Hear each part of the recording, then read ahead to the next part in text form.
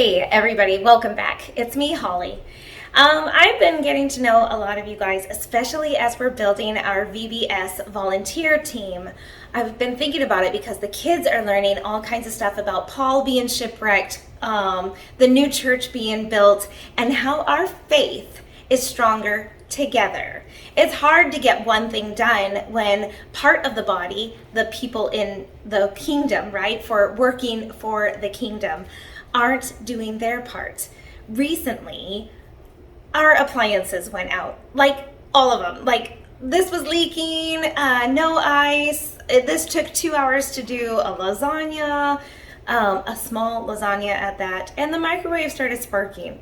It's hard to get something done when one thing is missing or not working, right? We know that in the kitchen, we know that in the church, and we know that in our faith. The kids are going to be learning more and more that our faith is better when we work together. We encourage each other, we spur each other on, and we get like energized when there's other people. I personally have been getting energized when I'm seeing the body of Mission Grove Church come together and do our VBS as a church, as a whole, as a group, not just for the children's ministry team to do it.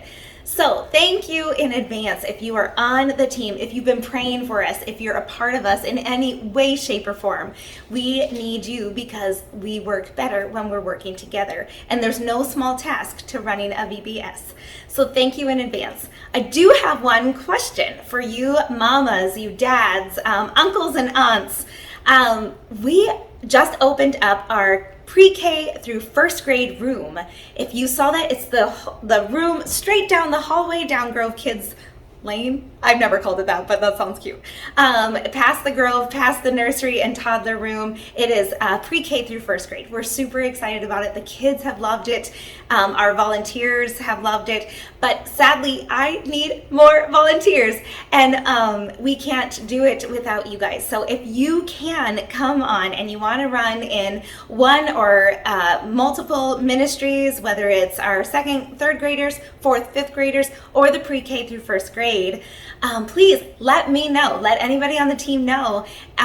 We need your help. So please volunteer with us. You could do this twice a month. Every other week is a great and healthy rotation for the children to get to know you better. And Grove Kids, if you're listening and you know mom or dad or Aunt Sally would do a great job, let her call me or him call me. I can't wait to build the team more and just build on the church and the kingdom because we know that our faith is stronger together.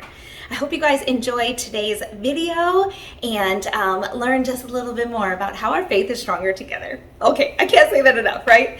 I love you guys. I look forward to seeing you this Sunday, 9 o'clock and 10 o'clock or 10:30. If you are signed up for VBS, we'll see you on Tuesday at 8:45 as the doors are opening. Otherwise, the time is 9 to 12.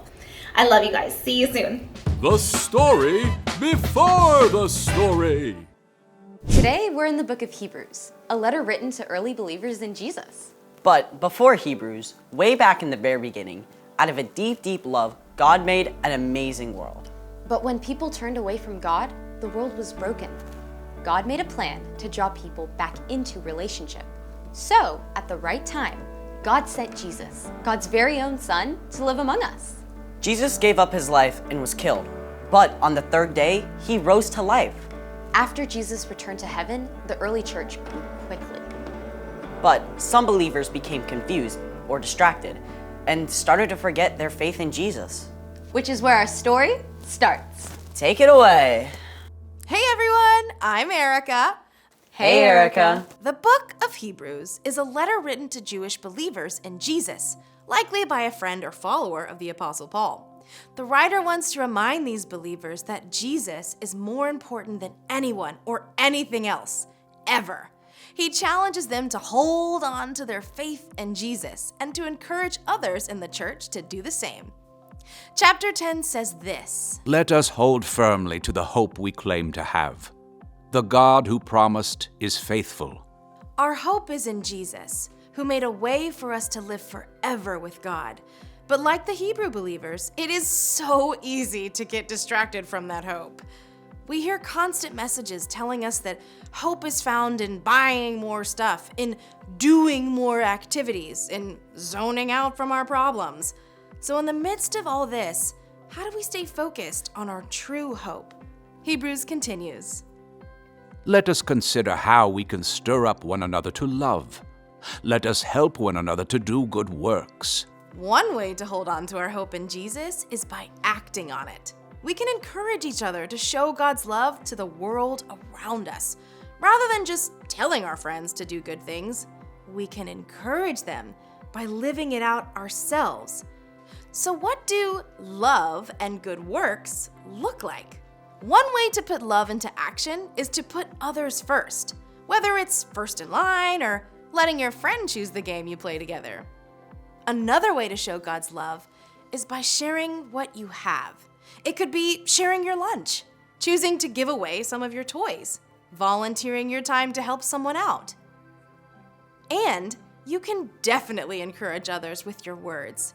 Instead of complaining or grumbling, choose to speak words that comfort someone. Remind others that God is always with them and that God gives us the strength to do hard things. Now, let's wrap up our verse from Hebrews. And let us not give up meeting together. Some are in the habit of doing this. Instead, let us encourage one another with words of hope. Let us do this even more as you see Christ's return approaching. Let's be real. Even though texting someone is great, it's just not the same as spending time with them in person. We need each other. One way to meet together is at church. It doesn't matter whether your church meets in a building or a storefront or even outside. It's the people who matter. Maybe it's been a long week and it would be easier to skip church altogether. You can tell your grown-ups you'd really like a chance to hang out with your friends at church. Another way to meet up together is to spend time with your small group or class, even outside of church.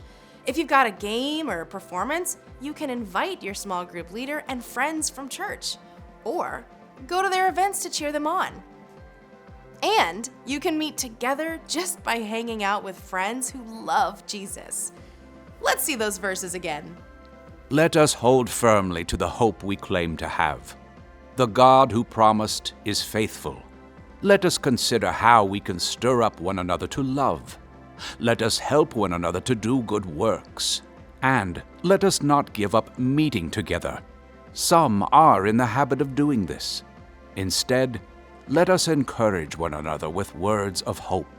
Let us do this even more as you see Christ's return approaching. At the end of time, Jesus will return, and God will make right everything that's wrong. Only God knows when that will be.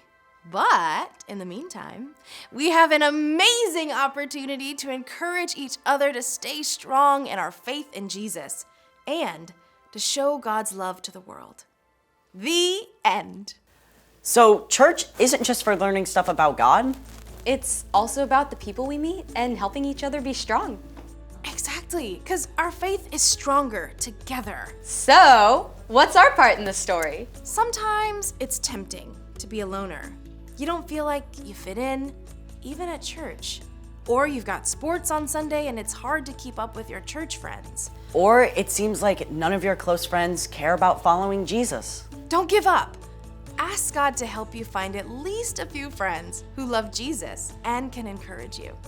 And if you feel like you're an outsider at your church, you're probably not the only one.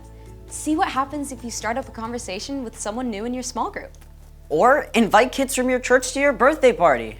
No matter what, you can choose to live out God's love. And encourage those around you to do the same. I think you got it. See you next time. Bye, Erica. So here's the thing. Our faith is stronger together.